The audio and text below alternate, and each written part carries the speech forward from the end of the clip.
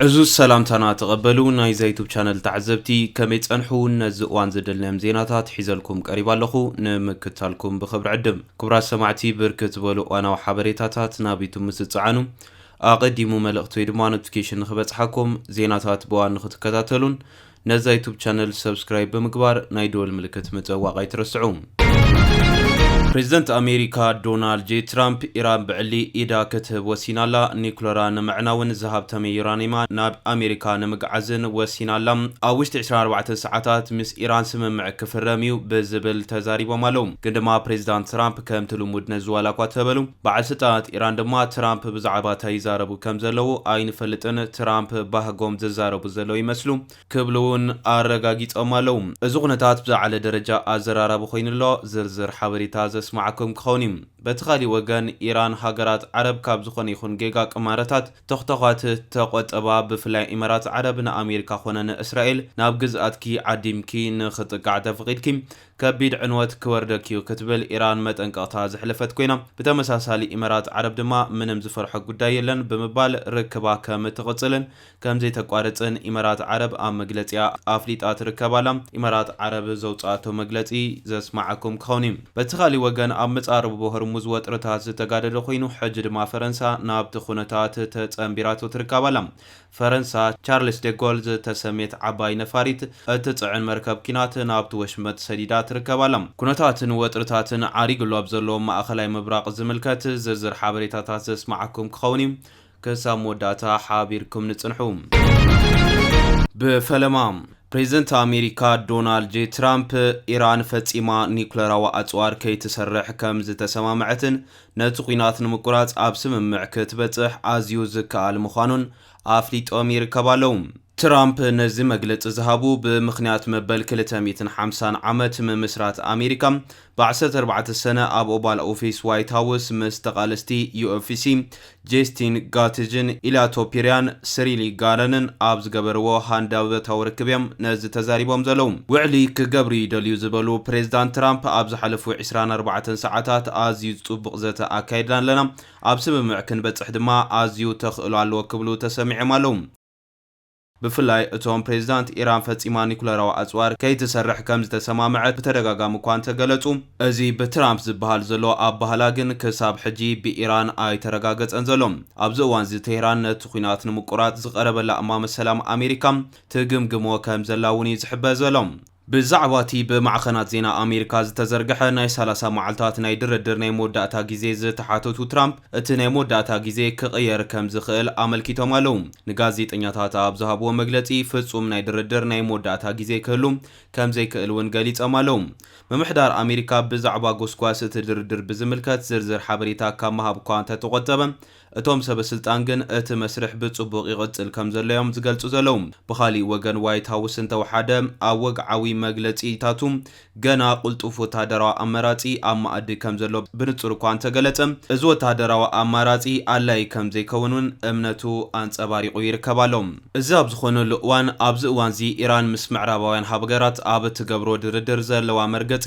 ካብ ዝኮነ ዋን ላዕሊ እና ነጸረ ይخيድ ከም ዘሎ ተሓቢርሎም تيران أزيو تصنع قيح مسمراتون أقميتا كم زلاي تغليصو زلوم بمسرت مدبتا نيكولاراو مهبتام زيت الدرادر مخاناون أويجالام أبت دردر عابي كتعز فترنت بي قداي اتيو أزيو زهاب تم مخزن يوراني مخانوني زحبر انتخونا إيران نزعقور كابغها قراوتا كتركبو كم زيت السمامع حيال تقاوميا ترزلام اتخلاي قيح مسمر إيران لألاونة تهاجر أبتو زوبا زلوا وتادراو مرقتن زملكات كوينو بفلاي أبلعلتن نقدي نداد عالم عبي استراتيجيكاو أقداسنت زلوا متاو بهرموز زلوا لألاو قطصر أما أددردر عبي أجندا خوينو قتيللوم أبتي زوبا زلو خونتات انتري إنا إيراناويان نتي أبلعلت متابوبهم زنبرم قطصر أزيوم تخلخلت خوينوم قتيلوم يركبالوم بزي استراتيجيكاوي أفدق بحريم زحلف نفس وكفر كب حادش سرعات مقطصر بروتوكولن أتايشومون يركبالوم بمسارة زي حادش سرعات تخونت مركب بجمريم مسكور حالوا سورة إيران كتوهادن بتخباب كتحلف نعمت حلالف فقادن كتركب كم زلواي تقليت زلوم بتمساسال اتن እተን መራኸብ ንሓይሊ ባሕሪ ሓለዋ ሰውራ ክፍሊት ክኸፍላ ከም ዝግደዳ ይተሓቢሩ ዘሎም እዚ ሓድሽ ስጉምቲ ንዝሓለፉ ሒደት መዓልታት ኣብ ስትራቴጂካዊ መስመር ማይ ንዝተረኣየ ልዑል ወጥረን ምብራኽን ቀንዲ ምኽንያት ምዃኑ ድማ ይግለጽ ኣብ መጻበብ ሆርሙዝ ወጥርታት ኣብ ዝዓረገሉ እዋን እታ ገዚፍ መርከብ ጽዕነት ነፈርቲ ፈረንሳ ብቐይሕ ባሕሪ ሓሊፋ ናብ መጻበብ ሆርሙዝ ገጻ ትኸይድ ከም ዘላ እውን ተሰሚዑሎም ሚኒስትሪ ምክልኻል ፈረንሳ ከም ዝገለጾም እታ ሻርለስ ደጎል እትበሃል ዓባይ ወተሃደራዊት መርከብ መራኸብ ጽዕነት ነፈርቲ ኮይና ብካነል ስዊዝ ኣቢላ ናብ ደቡብ ቀይሕ ባሕሪ ትጓዓዛላ መዕለቢ እዛ ዓባይ መርከብ መጻበብ ሆርሙዝ ኮይኑ ዕላማ ድማ ነዚ ኣገዳሲ ናይ መራኸብ መሕለፊ ውሑስ ንምግባር ምዃኑ ተገሊጹ ዘሎም መራሕቲ ፈረንሳን እንግሊዝን መጻበብ ሆርሙዝ ንምኽፋት ተበግሶ ወሲዶም ዘለዉ ኮይኖም ብመሰረት መደቦም ድማ ወተሃደራዊ ሓይልታት 4 ሃገራት ኣብ ጸጥታዊ ስርሒት ክሳተፋ ምዃነን ይዝግለጽ ኣብዚ እዋን እዚ ቻርልስ ደጎል ነዚ ንምውሃድ ናብኡ ትገይሽ ከም ዘላ እውን ይንገር ቤተ መንግስቲ ፈረንሳ ኣብ ዘውፅኦ መግለጺ ጉዳይ መጻበብ ሆርሙዝ ብዘይቲ ኣብቲ ከባቢ ዝካየድ ወጥረን ድርድርን ኣብ ትሕቲ ሓለዋ ኣህጉራዊ ሓይልታት ከኣቱ ሓሳብ ኣቕሪቡሎም እቲ መንግስቲ ነዚ እማመነ ኣሜሪካን ኢራንን ከም ዘፍለጠውን ሓቢሩሎም ኣብቲ እማመ ካብ መጻበብ ሆርሙዝ ወጻኢ ምድርዳር ከም ዝካሊ ጠቒሱ ዘሎም ዝኾነ መራኸብ ኢራን እውን ብመጻበብ ሆርሙዝ ክሓልፋ ከም ዝፍቀደለን ኣብርሂሎም ኣሜሪካውያን ኣብዚ ክሰማምዑ ከም ዝሓተተ ዝገለጸ ቤተ መንግስቲ ኣብ ልዕሊ ኢራን ዝተነብረ እገዳ ምልዓል ኣድላይነት ድርድር ከም ዝውስኽ እውን ንኣሜሪካውያን ነጌርናዮም ኢና ክብል ኣፍሊጡሎም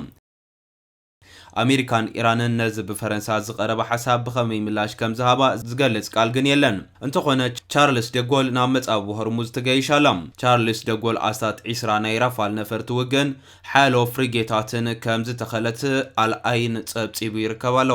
እዚ ኣብ ዝኾነሉ እዋን ሕቡራት ኢማራት ዓረብ ድሕርቲ ብሚኒስትሪ ጉዳያት ወጻኢ ኢራን ዝቐረበላ ክሲ ላዕለውነት እቲ ሃገራዊ ድሕነትን ናይ ነጻ ውሳነ መሃብን ዝጥሕስ ዝኾነ ይኹን ክሲ ወይ ምፍርራሕ ከም ዘይተቐበል ኣፍሊጣላ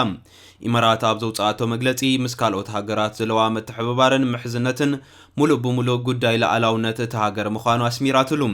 ስለዚ ዝኾነ ይኹን ብቐጥታ ይኹን ብተዘዋዋሪ ንውሕስነት እቲ ሃገር ትካላት ነበርታ ወይ በጻሕታ ኣብ ሓደጋ ዘእቱ ዘረባ ኣንጻር መትከላት ሰናይ ጉርብትና ኣህጉራዊ ሕግታትን ቻርተር ሕቡራት ሃገራትን ዝኾነን ፍጹም ተቐባልነት ዘይብሉ ባህርን ምዃኑን ኣስሚራትሉላ ኢማራት ዓረብ ዝሃበቶ ሓያል ምላሽ ቴሄራን ኢራን ኣቡዳቢ ምስ ጸላእቲ ኢራን ብምትሕብባር ምስ ኣሜሪካን እስራኤልን ዝተሰለፈ ናይ ወፃ ወታደራዊ ማዓስከር ኣጽዋር ከም እተእንግድ ብቐጥታ ድሕሪ ምኽሳሳዩ ነዚ መግለፂ ኣውፅያ ዘላ እዚ ኣብ መንጎ ክልቴን ሃገራት ዘሎ ናይ ቃላት ኩናት ነቲ ኣብቲ ዞባ ዘሎ ጂኦፖለቲካዊ ወጥሪ ድማ ዝያዳ ዘጋድድ ኮይኑ ተረኺቡሎም ናብቲ ናይ መወዳእታ ዜና ምስ ንሰግር ሩስያ ዝደገፈቶን ቻይና ዓይና ዝሓሰየትሉን እገዳ ኣሜሪካ ዓለቒ ነይሩ ክትብል ኤርትራ ገሊጻ ትርከባላ ኣሜሪካ ኣብ ልዕሊኣ ዘንበረቶ እገዳታት ከተልዕሎ ትዳሎ ከም ዘላ ዝገልጽ ጸብጻባት ተስፋ ዝህብ ምዃኑ እውን ኤርትራ ኣፍሊጣላ ሚኒስትሪ ዜና እታ ሃገር ረቡዕ 6 ጉንበት ኣብ ዘውፅኦ መግለጺ እቲ እገዳ ክለዓል እዩ ዝብል ጸብጻባት ከም ዘሎ ብምጥቃስ እቲ ስጉምቲ ነቲ ጉጉይ ክብል ዝገለጾ ፖሊሲታት ዋሽንግተን ብዘለቕነት ብምእራም ፍትሒ ሕጋውነት ርትዕን ዘረጋግጽ ክኸውን ተስፋ ንገብር ኢሉሎም ነቲ እገዳ ኣብ መጋባእያ ዓለም ክትነቕፎ ዝጸንሐት ኣስመራ ንፈለማ እዋንያ ብዛዕባ እዚ ናይ ምልዓል ጽንጽታ ርእይቶ ትህብ ዘላ መምሕዳር ዶናልድ ትራምፕ ንእገዳ ኤርትራ ከልዕሎ ምዃኑ ሬይተርስ ዝረኣዮ ናይ ውሽጢ ሰነድ መንግስቲ ኣሜሪካ የመልክት እዚ ውሳነ ምስቲ እቲ ሃገር ኣብ ቀይሕ ባሕሪ ዘለዋ ስትራቴጂካዊ ኣቀማምጣ ዝተተሓዘ ምዃኑ እውን ተንተንቲ ይገልጹ እቲ ኣብ 2021 ዝተነብረ እገዳ ብቐንዱ ምስቲ ኣብ ትግራይ ዝተኻየደ ኩናት ዝተፈጸመ ግፍዕታት ዝተሓዝ ኮይኑ ንሰራዊት ኤርትራ ገዛ ውድብ ህግደፍ ከምኡ እውን ንሓላፍ ሃገራዊ ድሕነት ኤርትራ ዒላማ ዝገበረ ነይሩ እቲ ንምምሕዳር ፕሬዚዳንት ባራክ ኦባማ ፕሬዚዳንት ጆ ባይደን ዝነቐፈ ጋዜጣዊ መግለጺ ሚኒስትሪ ዜና እቲ እገዳታት ዓሎቕ ምንባሩ ይጠቅስ ኣብ መወዳእታ 2009 ኣብ ቅንያት ክሪስማስ ምምሕዳር ኦባማ ዝፈብረኾን ዝደፍኣሉን ዝኾነ ጭብጢ ወይ መርትዖ ዘይነበሮም ዝኾነ ሕጋዊ መስርሕ ዘይተኸተለ ዓላቕ እገዳ ብስምባይቶ ጸጥታ ሕቡራት ሃገራት ተበይኑ ሞጎታዊ ኩነንያዊ ሽዑ ኣውጅ ኢሉ መመኽነታ ናይቲ እገዳ እንታይ ከም ዝነበረ ንምፍላጥ ኤርትራ ዝገበረቶ ጻዕሪ ክምለሺና ጠሊብና ዛጊድካ ኣይተመለሰን ንኣልሸባብ ዝድግፍ ዝነበረ ዘሎን መንዩ ናይ ዓላቕ እገዳታት ተሓታቲ ኸም ኣብ ቅድሚ ሕጊ ይቕረብ ይብል ኣብዚ ቅንያት እቲ ብሕቡራት መንግስታት ኣሜሪካ ዝተበየነ ዘይሕጋዊ በየናዊ እገዳታት ኣብ ቀረባ ግዜ ክለዓል ዝብል ጸብጻባት ኣሎ እዚ ስጉምቲ እዚ ነቲ ጉጉይ ፖሊሲታት ብዘላቕነት ብምዕራም ፍትሒ ሕጋውነት ርትዒ ዘረጋገጽ ክኸውን ተስፋ ንገብር ይብል ፕሬዚዳንት ኢሳያስ ኣፍወርቂ ምስቲ ምምሕዳር ዘካየዶ ጽምዶ ክዕወት ከም ዘይከኣለ ክገልጽ መጽኑዕ ይፍለጥ ኣብቲ ኣብ ፈለማ ናይ ዝዓመት ዘካየዶ ቃለ መሕትት ዋሽንግተን ኣብ ኤርትራ ወፍሪ ከም ዘይከኣል ምግላጻ ከም ዘቆጥዖ ተዛሪቡ ነይሩ መደወኒ ወይ ድማ መሰይጠና ዓይነት መልእኽቲ ብኸመይ መንገዲ ከም ዝተጋጫው መልእኽቲ ክመጽእ ይኽእል በቲ ሓደ ወገን ኮፍ ኢልና ክንዘራረብ እንደሊና ብዛዕባ ወፍሪ ብዛዕባ ቁጠባ ምትሕግጋዝ እንድሕር ተባሂሉ ኣብ ኤርትራ ኣይከኣልኒ እንድሕር ዝበሃል ኮይኑ ንምንታይ እዩ እቲ ዕላማ ጸቕጢ ክትገብር ወፍሪ ብናትካ ኩነት ክተገድድ ምእንቲ ዶስ ነቲ ጽምዶ ንገዛእ ርእሱ ክትብትኖ ምእንቲ ዝግበር ዘለይሉ ሕቶ ብምቕማጥም ኣነ ሕጂ እንታይ ዝብል ድብያን ጭውያን እዩ ከምቲ ስልቲ እንተርኢኻዮ ድብያን ጭውያን ክትሪ ትኸትር ኣብ መንገዲ ነቲ ጉዳይ ከይከደን ከሎ ድሕሪኡ ናትካ ዝመስለካ ርእስቲ ተምጽእ ኢሉ እዚ ግን ዓና ሓድሽ እውን ኣይኮነን ሓድሽ ኢልና ክንዛረብ እውን ኣይንኽእልን ባህሪ ናይቲ ስርዓት ኣሰራርሑ እዩ ትጉንጽ ተፈራርሕ ትህድድ ተሰይጥን ድሕሪኡ ዝደለኻዮ ትረክብ ዓይነት ከም ሓደ ናይ ፖሊሲ ጋይድላይን መርሓ ናይ ፖሊሲ ኢልና ክንዛረብ ንኽእል ግን ልምድን ባህልን ኢሉ እንተኾነ ኣስመራ በቲ ገጢምዋ ዘሎ ቡድታት ተስፋ ከይቆረፀት ምስ ምምሕዳር ትራምፕ ዝግበር ጽምዶ ክትቅጽሎ ምዃናዩ ፕሬዚዳንት ኢሳያስ ኣፍሊጡ ነይሩ እቲ ዝበሃል ዘሎ ምልዓል እገዳ ሓቂ እንተኾይኑ ውፅኢት ናይ ከምዚ ዝበለ ናይ ጽምዶ ተበግሰታት ክኸውን ከም ዝኽእል እውን ይግመት ኣብ 2009 ንኣልሸባብ ኣጽዋር ሂባ ብዝብል ክስ ዝተወሰነን ኣብ 2018 ዝተለዓለን እገዳ ደገፍ ሩስያን ተዓቅቦ ቻይናን ምርካቡ ባህ ከም ዘይበለውን እቲ መግለጺ ከይጠቐሰ ሓለፈን ኢትዮጵያ እቲ እገዳ ኣብ ልዕሊ ኣስመራ ክግበር ካብ ዝጎስጎሳ ዝነበራ ሃገራት ኮይና መሪሕ ተራ ከም ዝተጻወተት ይፍለጥ እቲ ኣብ 23 ታሕሳስ 2009 ዝሓለፈ ውሳነ ኣብ 1907 ናይ ኣጽዋር ከምኡውን ንገለ ሰበ ስልጣን ኤርትራ ዒላማ ዝገበረ ናይ መገሻ እገዳ ምድስካል ሕሳባትን ዘጠቓለለ ነይሩ ኣብቲ እዋን መንግስቲ ኢትዮጵያ ንዘቕረቦ ጥርዓን ኤውሮፓዊ ሕብረት ኣፍሪካን ኢጋድን ስለ ዝደገፎ ባይቶ ጸጥታ ሕብራት ሃገራት እቲ እገዳ ጽኑዕ ከም ዝገበረ ይዝፍለጥ ቆምቲ ኣባላት ናይቲ ባይቶ ዝኾና ሩስያን ቻይናን ብዘለወን ወሳኒ ድምጺ ቤቶ ደው ክብል ዘይምድላይን ካብኡ ሓሊፉ ሓንቲየን ምድጋፈን እታ ኸልኢቲ ድማ ስቕታ ምምራጻ ንኣስመራ ኣቕሒርዋ ከም ዝነበረ ይግለጽ ሞስኮ ሙሉእ ደገፍ ብምሃብ እቲ እገዳ ክግበር ከተድምጽ እንከላ ቤጂንግ ብወገና ከም ልምዳ ተዓቅቦ ድምጺ ብምግባር ክሓልፍ ኣፍቂዳ እያ እቲ ዝገርም ድማ ኣብ ትሽዑ እዋን ናይ ፌደሬሽን ሩስያ ወኪል ኣብ ኒውዮርክ ንናይ ምምሕዳር ኦባማ ዓሎቕ ብምሉእ ክድግፍ ከሎ ናይ ቻይና ወኪል ከዓ ስማዊ ኣብስቴንሽን ኣብ ትግሁድ ዓሎቓ መዝጊቡ ብምባል ኤርትራ ነቲ ክልቲአን ሓያላን ሃገራት ዝተኸተልኦ መርገጺ ከም ዘይረሳዓቶ ኣብዚ ናይ ትማሊ መግለጺያ ኣዘኻኺራ ትርከባላ ኣብ ዝቐጸለ ዓመታት ግን ኤርትራ ጸግዕ ሩስያን ቻይናን ብሙሳድ ንዋሽንግተን ክትነቅፍያ ጸኒሓ ኣብ 2023 ፕሬዚዳንት ኢሳያስ ኣብ ሞስኮ ምስ ሩስያዊ መዘንኡ ቭላድሚር ፑቲን ኣብ ዝተረኸበሉ ሩስያ ነቲ ይቕልቀል ኣሎ ዝበሎ ሓድሽ ዓለማዊ ስርዓት ክትመርሖ ጸዊዒ ምንባር ይዝከር እቲ ናይ 2009 እገዳ በኣቦምበር ኡጋንዳ ቡርኪና ፋሶን ዝቐረበ ኮይኑ 13 ድምጽታት ብምርካብ ናብ ተግባራውነት ሰጊሩ ብመሰረት ውሳነ ሓደ ተቆጻጻሪ ጉጅለ ኣብ ጉዳይ እገዳ ኤርትራ እውን ተመስሪቱ ኣብ ሓምለ 2012 ኤርትራ ንኣልሸባብ ከም እትድግፍ ክእምን ዝኽእል ጭብጢ ከም ዘይተረኽበ ዝገልጽ ጸብጻብ ድሕሪ ምቕራቡ ኣብ ጥቅምቲ 2012 መንግስቲ ኤርትራ እቲ እገዳ ንኽልዓል ናብ ውድብ ሕብራት ሃገራት ጥርዓን ብምቕራቡ ካብ ቻይናን ሩስያን ደቡብ ኣፍሪቃን ናይ ደገፍ ድምፂ ረኺቡ ነይሩ ኣብቲ እዋን ገለ ተቃወምቲ መንግስቲ ኤርትራ ከይተረፉ እቲ እገዳ ምኹኒ ከም ዘይነበረን ብጸቕጢ ኢትዮጵያ መሻርክታን ከም ዝተወሰነን እዮም ዝምግቱ ብኣሽሓት ዝቁጸሩ ደገፍቲ መንግስቲ ኤርትራ እውን ኣብ ዲያስፖራ ኣንጻር እቲ እገዳ ሰፋሕቲ ተቃውሞታት የካይዱ ምንባሮም እውን ይዝከር ቀዳማይ ሚኒስትር ኢትዮጵያ አብይ አሕመድ ናብ ስልጣን ምስ መጸ ኣብ ክረምቲ 2018 ምስ ፕሬዚዳንት ኢሳያስ ኣፍወርቂ ኣብ ኣስመራን ጅዳን ስምምዕ ሰላም ምሕዝነት ብምፍራም ነቲ ንኣስታት 20 ዓመታት ዝቐጸለ ኩነት ከም ዘብቅዕ ድሕሪ ምእዋጆም ኣዲስ ኣበባ እቲ እገዳ ክለዓል ብወግዒ ንባይቶ ጸጥታ ሓቲታ ነይራ ኣብ ሕዳር 2018 ድማ እቲ ባይቶ ነቲ እገዳ ከም ዘልዓሎ ብወግዒ ኣፍሊጡ ምስ ኤርትራ ዘይተወደአ ጉዳይ ዘለዋ ጅቡቲ ግን እቲ እገዳ ክለዓል የብሉን ዝብል መርገጽ ወሲዳ ነይራ